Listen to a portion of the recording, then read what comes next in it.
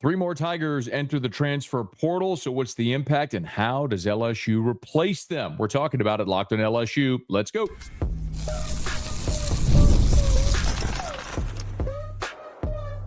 You are Locked On LSU, your daily podcast on the LSU Tigers. Part of the Locked On Podcast Network, your team every day. Okay, let's get it. It is Locked On LSU, your team every day. I'm your host, Matt Moscona. Thanks so much for making us your first listen. We're free, available wherever you get podcasts, of course, on YouTube as well. So please subscribe. As always, one of the best ways to help us grow is to leave your comments below. Another day brought three more LSU Tigers hitting the transfer portal. The number now at 10. And I'll say it again, just as sure as I'm going to wake up bald tomorrow, there will be more. Just the nature of it. Every school, every program, every coach, nobody's immune. Everyone will have players hit the transfer portal. It's a matter of making sure the players that you retain are productive players that you want to keep, and the ones you lose are maybe depth pieces and guys looking for another opportunity somewhere else. So we'll get through all that. So I would tell you now, of the 10 LSU has lost, the most significant is CJ Daniels. That was a key contributor for you. Everyone else that you've lost have been depth pieces and guys that just haven't quite contributed yet, guys that certainly could. But so far of the 10, I would tell you CJ Daniels is the only one you'd really, really like back next year. Let's run through it. Xavier Atkins, a freshman linebacker, Bernard Causey, freshman cornerback, Jyaire Brown, transfer cornerback, the three players hitting the portal. Let me start with Atkins because I do think this one is the most significant. And Brian Kelly, just a couple of Mondays ago in one of his last Monday press conferences, as Devon Keys was playing more, was asked about the development of the young linebackers, Devon Keys and Xavier Atkins. There's another freshman linebacker in this class in Tylen Singleton, but Keys and Atkins had been the guys that had really played the most. And toward the end of the season, it was Keys. But here was Brian Kelly talking about the development with Atkins and Keys and what he liked about them. The fact of the matter is we have to play some young players. And Keys, Atkins, that's the reality that we're in, and I'm okay with that. And these guys have done a really nice job of coming on. That next form of development is at the linebacker position. And they're getting, I think, more and more comfortable with what we're doing and what Blake is teaching. And so it's likely that you're going to see more of them as the season unfolds. So those are two young guys that Brian Kelly talked about and liked. And it's not just lip service. I went back and checked my game notes. When LSU played Ole Miss, this was the first drive of the third quarter of the Ole Miss game. And Greg Penn got hurt and had to leave the game. Now, he did return. But Greg Penn got hurt, and it was Xavier Atkins that went on the field and played 7 snaps. That's not a giant number of snaps, but your senior linebacker, your number 18 senior linebacker gets injured, and it's Xavier Atkins going into the game.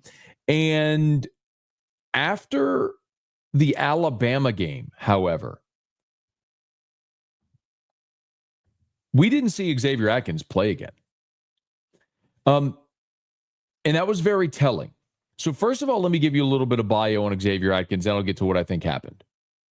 So Xavier Atkins, when he's from Jonesboro, so he's from Louisiana, moved to Texas. So he finished his high school career in Texas. He was the number 24 linebacker in the country, number 309 overall at any position, the 50th best player in Texas. So he's a good 4-star linebacker prospect. Now, and by the way, it was a real recruiting battle with LSU and Texas A&M for Xavier Atkins. He also considered Arkansas, TCU, Utah. But whenever the season was unfolding, what we really started to see was Devon Keys win out over Xavier Atkins for those reps. But he was a guy that played early. And Xavier Atkins, in this season, in his freshman season, played against South Alabama, Ole Miss, which I mentioned, Arkansas, Texas A&M, then Alabama. So he played 5 games. Now, as an aside, this is one disappointing thing for Xavier Atkins. Remember, 4 is the maximum amount of games you could play to retain your year of eligibility. Well, the Alabama game was his 5th game played. He played 1 snap against Alabama. 1 snap against Alabama is ultimately what costs him that extra year of eligibility. That's really unfortunate for Xavier Atkins. But the bottom line is, after that Alabama game, and when it went the way that it did, what you saw subsequent was LSU run more of a true 4-3. They removed the star position and started running a true 4-3 defense. And it was Devon Keys who started getting all those reps. And we didn't see Xavier Atkins play the rest of the year. So when you look at the linebacker position for 2025, you have Whit Weeks returning. You have West Weeks, who took his red shirt. So he's back for a 5th season. Devon Keys, who passed Xavier Atkins. There's 3. And remember, the wild card here is Harold Perkins, because there's still the possibility that Harold Perkins returns for 2025. That would be 4 linebackers right there already ahead of Xavier Atkins. And when you look at the rest of the linebacker room, Tylen Singleton, who we just mentioned, and then the 25 class coming in with Zach Weeks, the 3rd Weeks brother, Charles Ross out of Texas, one of the top 100 player in the country coming in. So you could see, if you're Xavier Atkins, maybe a little bit of the writing on the wall that the path to the field in 2025 was going to be difficult. So really 2026 was more likely going to be his opportunity. And so instead of waiting until 2026, he's going to make the most of his opportunity now to jump into the portal. The big question, I think, for LSU now is, do you need to go get a portal linebacker? And my answer is going to be yes. Yes, absolutely yes.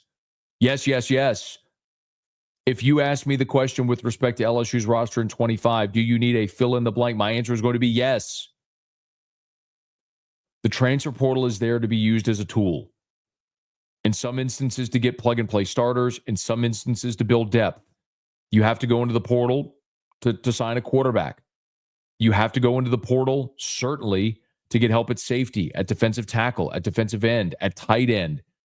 Yes, yes. If you can add a plug and play linebacker with experience to be part of your rotation, that is a better option than leaning on a young guy. And the answer continuously comes back, or the question is, well, then how do you ever get your young guys reps? That's a great question. Sometimes it's forced, like what happened this year for LSU. Harold Perkins got injured. West Weeks was injured. They decided to redshirt him. It forced some of those younger guys to have to play. Devon Keys played very well, but you took your lumps and had some growing pains. How do you avoid those growing pains? You let those players get better in practice, in development, and playing when they can in some of those late game situations when a game's out of hand against a South Alabama or a Nichols. But if you have the opportunity to go add someone who makes you better, you have to think of it in terms of an NFL mindset. You're always looking at, how can I improve my roster today? Today. And you should do that at every position, including linebacker. Now, Demyron Johnson's a defensive tackle who it was reported by Matt Zenitz and others that he was entering the portal. However, Demyron Johnson told Wilson Alexander of The Advocate that he is not entering the transfer portal. He will return to LSU for a 2nd season. So initially it was thought that there were 4 players on Friday that entered the portal, but actually only 3. Demyron Johnson's coming back. The other 2 are cornerbacks, Bernard Causey and Jyaire Brown. And I want to talk about both of those and the impact when we come back. Locked on LSU, your team every day. Today's episode is brought to you by Game Time. If you want to be in that number at any event, if it's a sporting event, if it's live music, theater, Game Time can make it happen. So make sure you download the Game Time app if you haven't done it yet. Game Time is my personal favorite ticketing app. It is so easy to use. You can buy tickets with a few taps, and I love the all-in pricing. You got to turn that feature on, but when you toggle, it shows you the total up front, so there's no surprise fees at checkout. You get a panoramic seat view of your seat in the app before you buy, so you're not like searching different stadium seating charts to see where you're going to be. You can actually see a photo from your seat, a panoramic photo from your seat before you buy the ticket. And they have the Game Time lowest price guarantee. Game Time will credit you 110% of the difference if you find a seat in the same section, same row for less. So what are you waiting on? Take the guesswork out of buying tickets. with Game Time picks. Download the Game Time app, create an account, and use the code LOCKEDONCollege for $20 off your first purchase. Terms apply.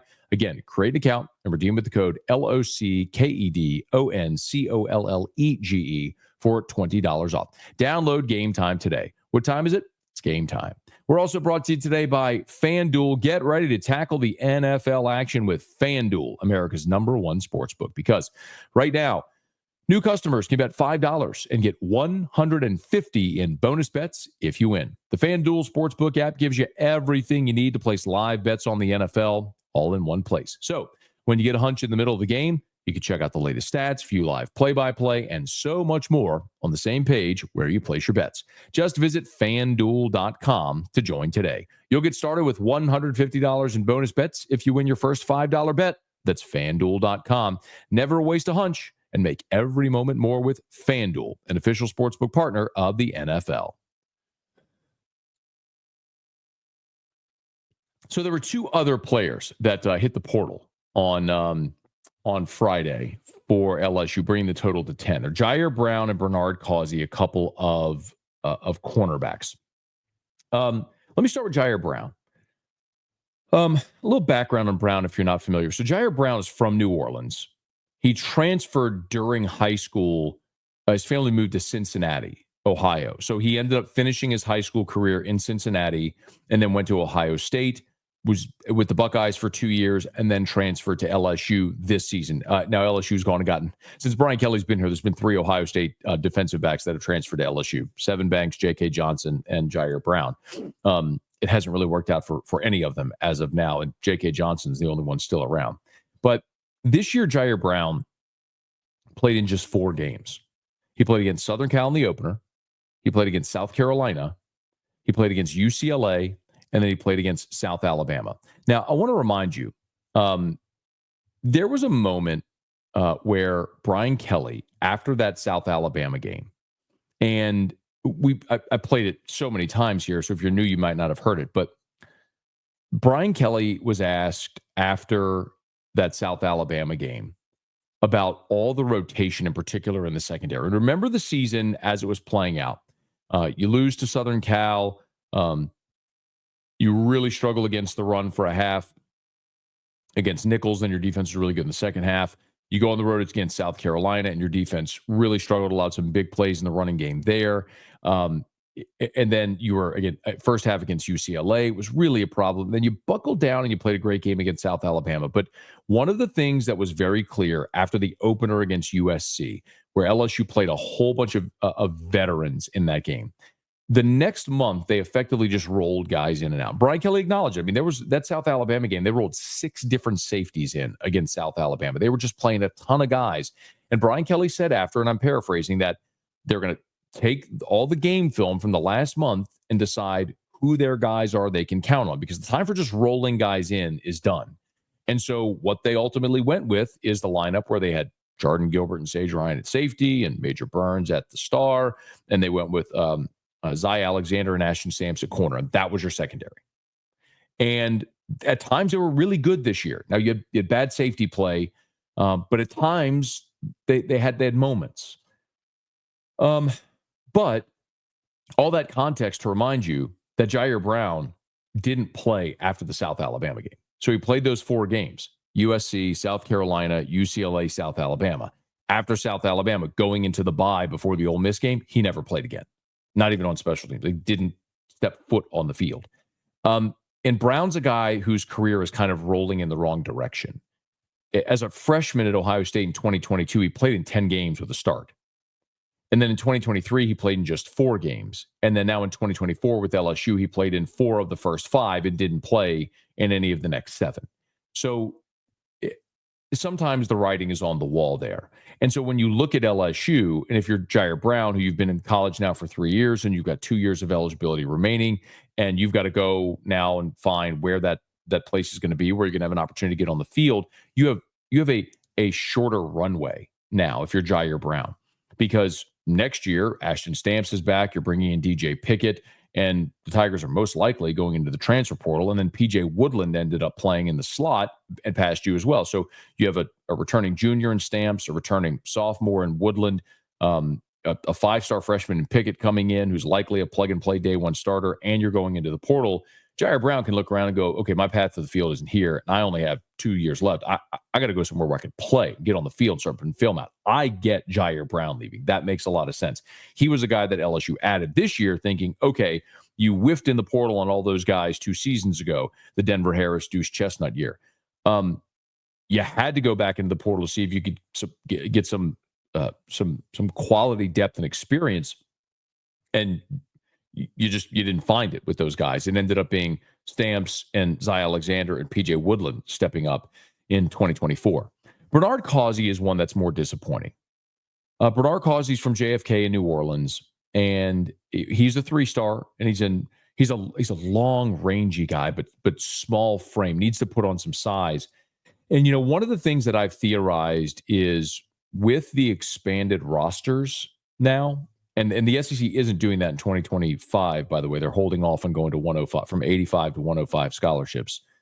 But one of the things that I think is going to happen is you're going to have guys from Louisiana who normally wouldn't get an LSU offer, who get the LSU offer and can come and sit for a year or 2 years. And then by the time they're in year 3, they're ready to roll. Whereas that player would have to go to maybe a G5 type situation, try to play for a couple of years, and then transfer into the Power 5.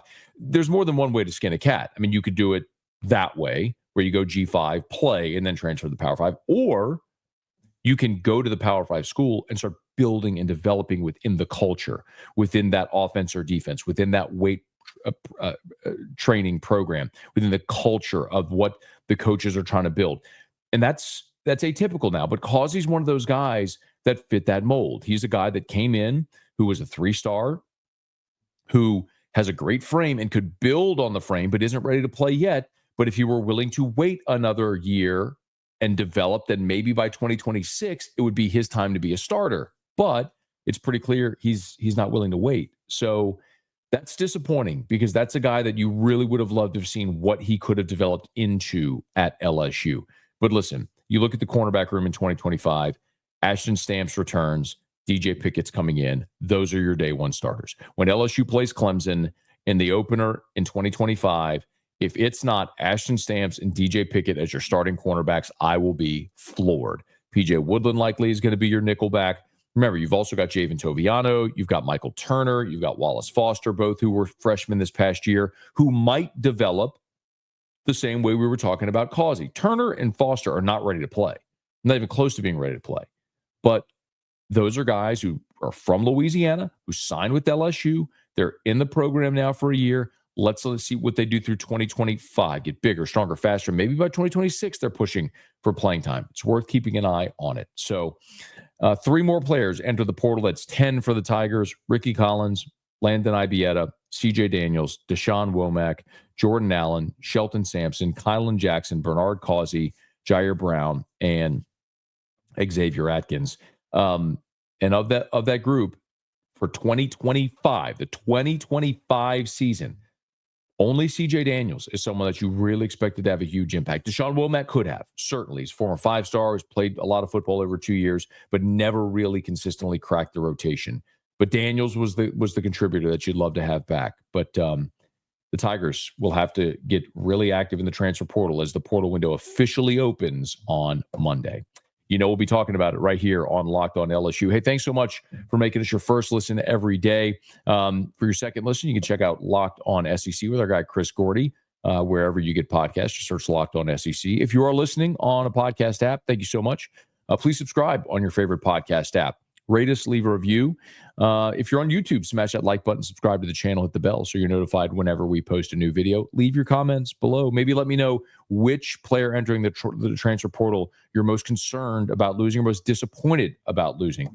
Drop your comments. We'd love to interact there. And let a friend know if they love the Tigers. We got you every single day for Locked On LSU, your team every day.